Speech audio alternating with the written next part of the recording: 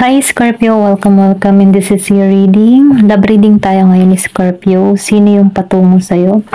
Be open-minded po, hindi po halos lahat makaka-resonate kaya piliin nyo na lamang.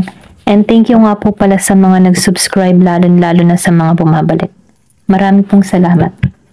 Start na tayo. Give me the message for Scorpio.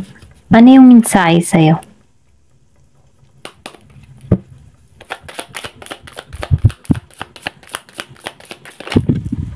Meron ka ditong 5 of Swords, upright, then 2 of Swords, reverse. Give me the message. Sino yung patungo sa'yo? Meron ditong the Wheel of Fortune, upright,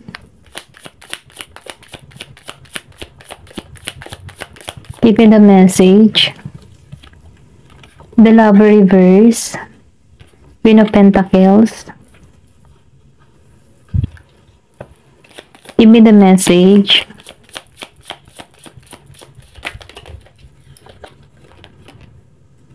Meron ditong King of Pentacles. The High Priestess reverse.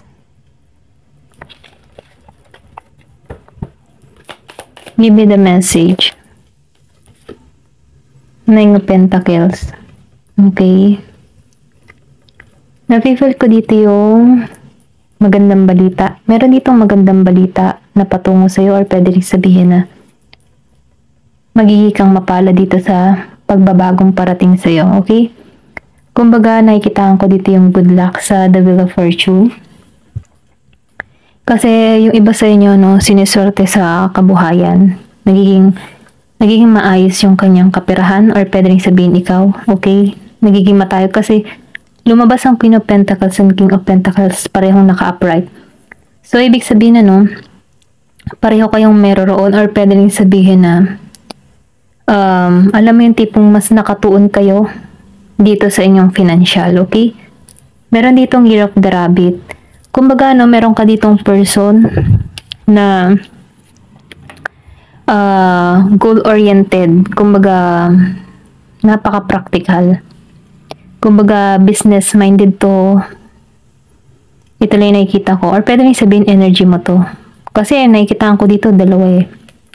So, ito yung patungo sa'yo nung katulad mo din. Yung iba sa inyo kung ikaw man ay single. Meron ditong patungo na katulad mo din. Business-minded, grounded, successful na. Then, good provider. Kung meron ka mang kakilala dito na Virgo, Capricorn, Taurus, ito yung patungo sa'yo. Then, yung iba naman sa inyo, no, nafe-feel ko dito meron kayong past person. Kumbaga, dito sa 5 of Swords and 2 of Swords, lumabas pareho na naka-upright. So, ibig sabihin, itong tao na ito, na-stuck. Na-stuck sa sitwasyon. Okay? I think new and past ang patungo sa'yo. Yung isa, naka-stuck sa'yo. Kumbaga, may away dito sa 5 of Swords na nangyari sa inyo. Then, lumabas pa ang the Lovers. Nafe-feel ko dito, no, walang communication or pwedeng sabihin na wala pang pagkikita, walang usap. Yung iba sa inyo, binalak yung person nila. So, ngayon, nakikitaan ko dito na may pag-action tong gagawin, okay? Kasi nakikitaan ko dito yung yung hindi mapanatag tong person mo. Kung meron ka man ditong person na binalak, meron ditong pagtungo or pwede rin sabihin na hindi niya matanggap yung katotohanan na binabaliwala mo na siya. Kasi nakikitaan ko dito yung iba sa inyo naka-moving on na or pwede rin sabihin na handa ka na sa pagbabago. Hindi mo na tinatanggap itong person mo dito sa 2 of Swords. Kumbaga yung ma-stuck sa sitwasyon or pwede rin sabihin nahihirapan ka dito sa person mo. Okay? Hindi siya malinaw para sa'yo or pwede rin sabihin na hindi ka nakakahanap ng tagumpay para dito sa tao mo. Okay? So ngayon humahanap ka dito ng katulad mo na may pangarap, okay? Kung ikaw man ay merong person dito na may abusado or pwede rin sabihin inabuso ka nito, yung kabaitan mo, okay? Pinagtuunan mo ng pansin pero inabuso ka niya, okay? Nakikitaan ko dito yung pagtungo ng tao na ito. Then dito, no, sa The High Priestess Reverse, nafe-feel ko dito na yung iba sa inyo, meron ditong sikreto, okay? Merong mga nilihim or pwede rin sabihin na merong Meron kang person dito na may nilihim sa'yo, okay? Na kumbaga, nawalan ka dito ng intuition or pwede rin sabihin, no? Dahil sa pagmamahal mo dito sa tao na ito, hindi mo sinunod yung mga red flag.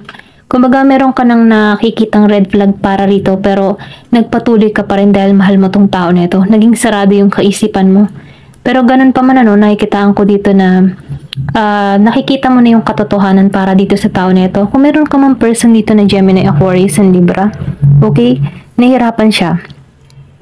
Lalo-lalo na yung Gemini. Malakas yung Gemini dito. Kumbaga, I think binalak mo to or pwede rin sabihin na merong hindi mo to pinapansin. Yung tipong ganun, dineded mo siya.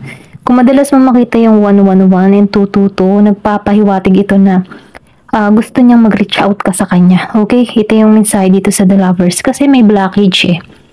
Kumbaga, hinihiling neto na tanggalan na. Kasi hindi siya balanse sa panahon ngayon. Ito lang yung nafe-feel ko. Hindi siya mapalagay. Kumbaga, umaasa to na pagbibigyan mo siyang muli dito. Pero ganun pa man nakikita ko dito na sarado yung kaisipan mo para sa tao na ito.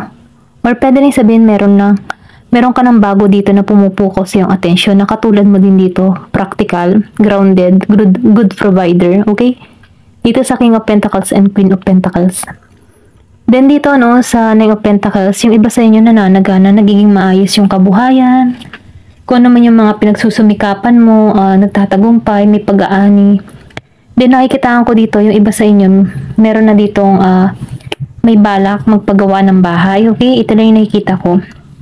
May tagumpay na naghihintay sa'yo. Okay? Tingnan natin kung sino pa yung patungo sa'yo. Give me the message for Scorpio.